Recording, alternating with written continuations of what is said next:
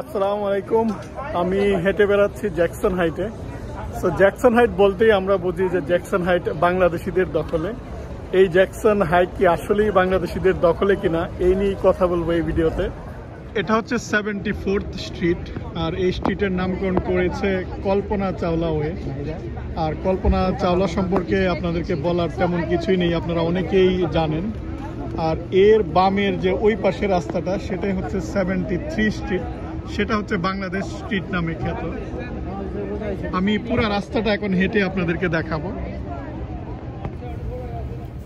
Kalpana Chawla Indian American নভোচারী। আপনারা জানেন যে স্পেস শাটল কলম্বিয়ায় মারা গিয়েছিল এবং তার নামকরণেই এই রাস্তাটার নামকরণ করা হয়েছে, যেহেতু এর দুই পাশে ইন্ডিয়ান গ্রোসারি শপ বা বেশিরভাগ দোকানগুলাই হচ্ছে ইন্ডিয়ান।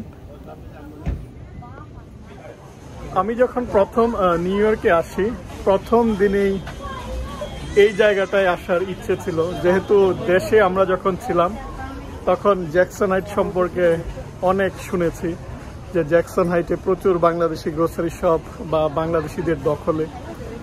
আর এই জায়গাটায় আসার পর যখন আসলেই যে বাংলাদেশি খাবার বা আমরা যেই সাইনবোর্ডে বাংলা লেখা দেখি, সেটা অন্যরকম একটা ভালো লাগা কাজ করে।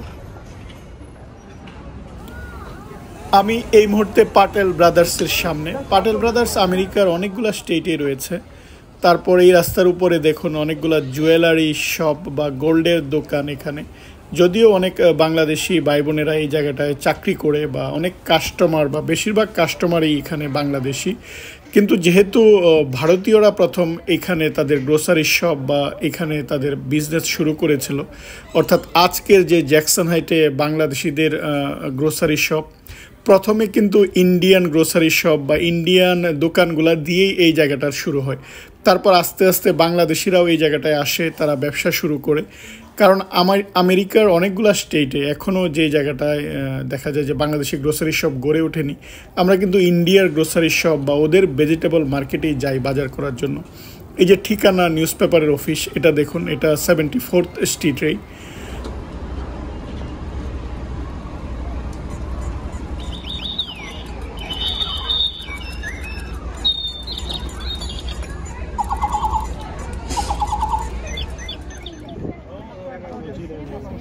এই 37th অ্যাভিনিউর 74th স্ট্রিট থেকে আমি যদি এখন 73 স্ট্রিটের দিকে যাই, তাহলেই হচ্ছে যে বেশিরভাগ বাংলাদেশি গ্রোসারি শপ কিন্তু এই 73 স্ট্রিট।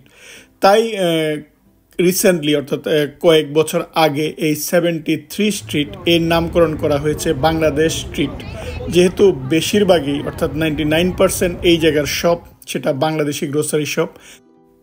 এই জায়গাটার ফুটপাতে অনেকগুলা ফুচকা বা চটপটির দোকান, আর অনেক সময় যখন অনুষ্ঠান হয় বা মেলা হয় তখন ফুটপাতেও কিন্তু অনেকগুলা দোকান বা ভ্রাম্যমান যে দোকানগুলা, সেই দোকানগুলো এই জায়গাটায় বসে।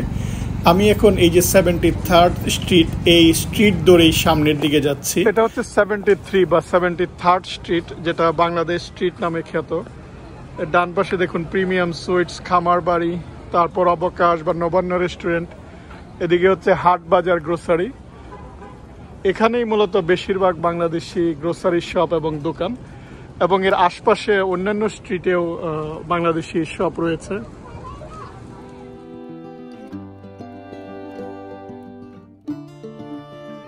এটা হচ্ছে মান্নান হালাল সুপার মার্কেট।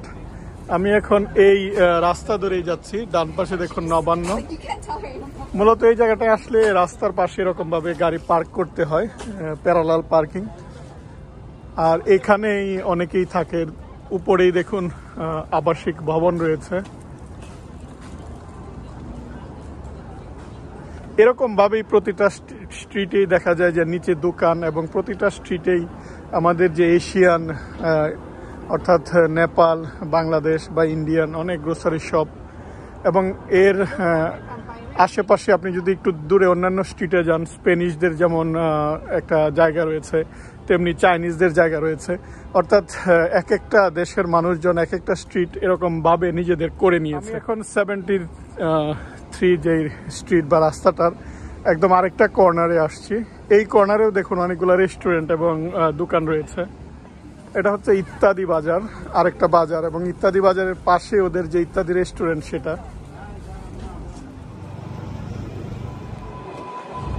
উপরে যেমন ট্রেন লাইন রয়েছে ঠিক তেমনি রাস্তার নিচেও সাবওয়ে রয়েছে।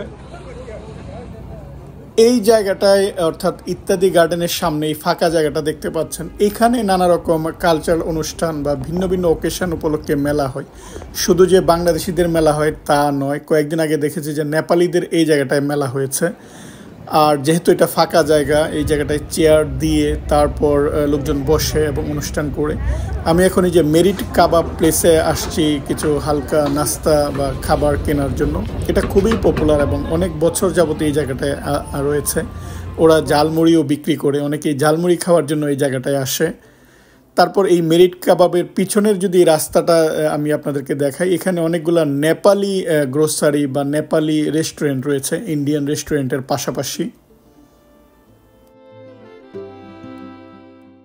এখানে যদি আমরা রাস্তার পাশে দাঁড়িয়ে থাকি, দেখুন এনভায়রনমেন্টটা এরকম মনে হচ্ছে যে আপনি হয়তো বাংলাদেশে আছেন, বা এই যে নেপালি রেস্টুরেন্ট বা এই এরিয়াটায় দাঁড়ালে মনে হবে যে নেপালে, বা আপনার ইন্ডিয়ার কোনো গ্রোসারি শপের সামনে দাঁড়ালে মনে হবে যে আপনি ইন্ডিয়ায় আছেন। অর্থাৎ আমাদের দেশীয় যে একটা আমেজ, সেরকমই একটা আমেজ এই জায়গাটায়। লোকজন আসছে, বাজার করছে বা রেস্টুরেন্টে বসে খাচ্ছে।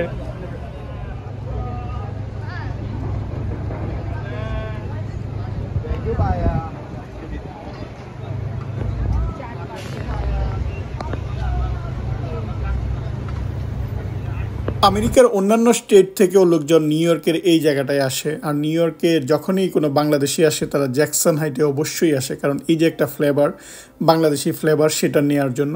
আর নিউ ইয়র্কে প্রবেশের জন্য আপনি যে দিক থেকেই প্রবেশ করেন, এই যে ব্রিজ বা টানেল, এখানে একটা টুল দিয়ে প্রবেশ করতে হয়। আমি এই মুহূর্তে যেই ব্রিজটা দিয়ে যাচ্ছি সেটা হচ্ছে ওয়াশিংটন ব্রিজ। আর এই জর্জ ওয়াশিংটন ব্রিজে প্রায় $14 মতো টোল। অর্থাৎ আপনি যদি নিউ ইয়র্কে প্রবেশ করেন তাহলে টোল দিয়ে প্রবেশ করতে হবে, কিন্তু বের হওয়ার জন্য কোনো টোল নেই। এছাড়া অনেকগুলো টানেল রয়েছে বা অন্যান্য ব্রিজগুলো রয়েছে, সেই ব্রিজ দিয়েও লোকজন আসে।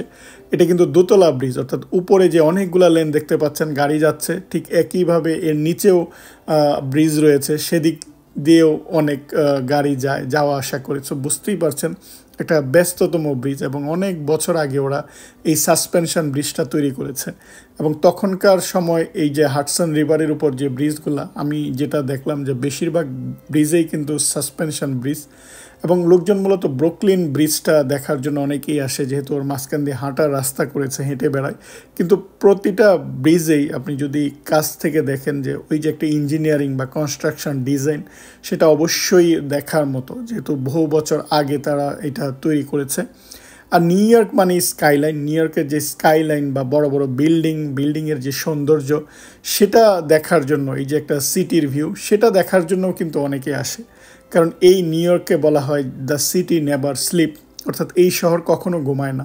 আমি আপনাদেরকে যে জ্যাকসন হাইটের জায়গাটা দেখালাম, এখানে যেমন বাংলাদেশিদের একটা জায়গা রয়েছে, রোড রয়েছে, ঠিক একইভাবে ইন্ডিয়ানদের একটা জায়গা রয়েছে বা নেপালিদের একটা জায়গা রয়েছে। এর বাইরেও এই জ্যাকসন হাইটে যদি আরও অন্যান্য স্ট্রিটে আমরা যাই, তাহলে দেখব যে স্পেনিশদের যেমন আলাদা আলাদা স্ট্রিটে তারা দোকান নিয়ে বসেছে, তেমনি চাইনিজদের আলাদা জায়গা রয়েছে। অর্থাৎ প্রত্যেকটা দেশের মানুষজন দেখা যায় তারা নিজস্ব একটা জায়গা বানিয়ে নিয়েছে। এবং যেহেতু বেশিরভাগই মানুষ এই জায়গাটায়, তারা দেখা যায় হয় এশিয়া থেকে আসা, না হয় আফ্রিকা থেকে আসা, অর্থাৎ মেজরিটি পিপল হচ্ছে ইমিগ্রেন্ট হয়ে এই জায়গাটায় আসছে। তাই এই জায়গাটায় আসলে আপনি রিয়েল আমেরিকান বা হোয়াইট আমেরিকানদেরকে বেশি দেখবেন না, দেখবেন যে মনে হবে যে আমেরিকার ভিতরেও অন্য একটা দেশের আমেজ।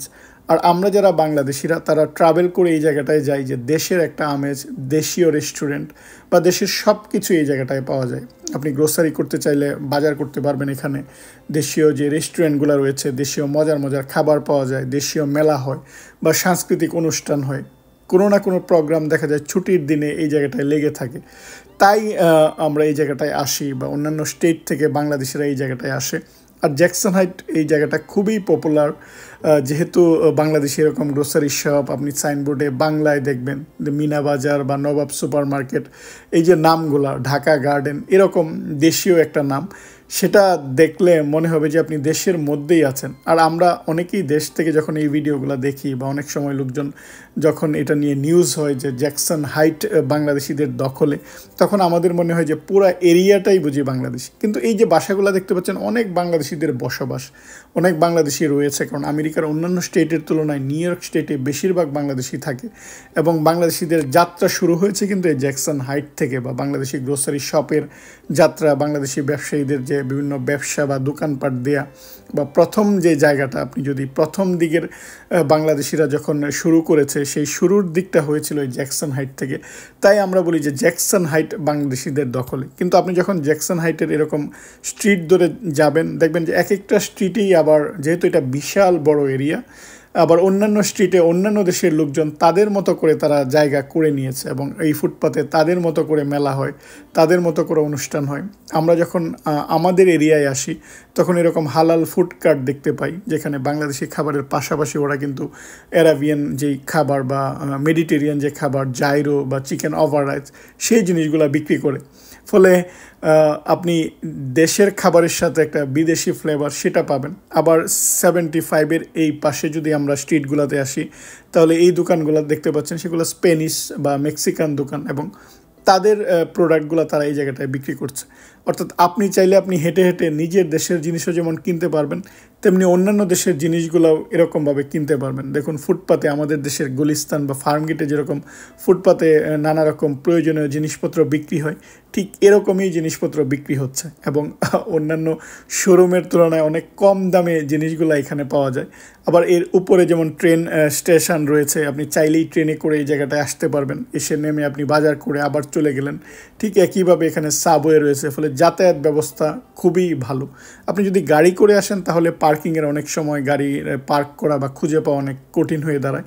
তাই লোকজন দেখা যায় যে তারা শাটল সার্ভিসের মাধ্যমে এই জায়গাটায় আসে, বা তারা ট্রেন সার্ভিসের মাধ্যমে চলে আসে। যেহেতু এখানে একদম মাটির নিচে যেই রেলওয়ে সার্ভিসটা রয়েছে, আপনি চাইলেই এক জায়গা থেকে আরেক জায়গায় খুব সহজেই যেতে পারবেন।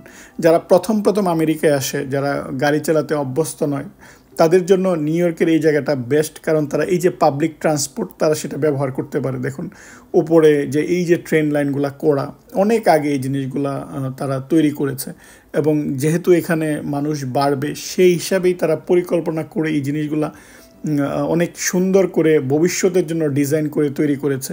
ফলে এখনও প্রচুর মানুষের এই জায়গায় বসবাস। দেখুন, রাস্তার দুই পাশে সুন্দর করে গাড়ি পার্ক করা, এবং আপনি এত মানুষের এই জায়গাটা, তারপরেও আবাসিক এই এলাকাটায় আসলে লোকজন খুব কমই দেখতে পাবেন। অর্থাৎ সবাই সবার মতো করে ব্যস্ত এবং খুব গোছানো, অর্গানাইজড। এত মানুষের ভিড়েও যেরকম এই জায়গাগুলা ডিসঅর্গানাইজড থাকার কথা, সেরকম কিন্তু না। দেখুন, প্রচুর মানুষ। আপনি এই জায়গাগুলোতে যখন আসবেন, জাস্ট দেখবেন প্রচুর মানুষের এই জায়গাটায় আসছে, ঘুরে বেড়াচ্ছে বা বিজনেস করছে। ঠিক একই আপনি হেঁটে যখন জাস্ট আবাসিক এরিয়াটায় চলে যাবেন, তখন দেখবেন আবার সেটা সুন্দর বা নীরব। সো সব মিলিয়ে এখনও জ্যাকসন হাইট বা এই এরিয়াটা বাংলাদেশি বা যারা প্রথম আমেরিকায় আসে, তাদের জন্য প্রিয় একটা জায়গা।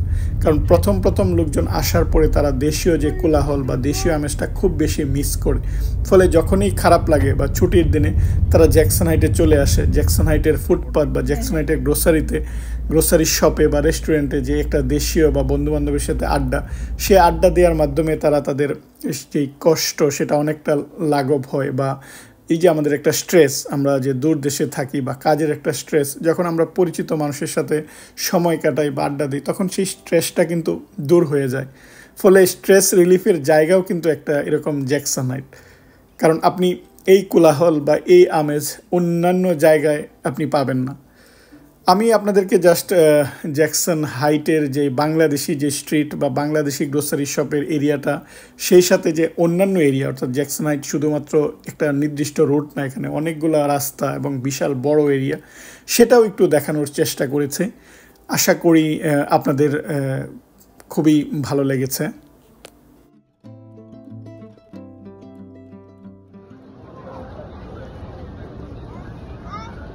আজ এ পর্যন্তই। আশা করি ভিডিওটি আপনাদের ভালো লেগেছে। আপনারা ভালো থাকবেন। আল্লাহ হাফেজ।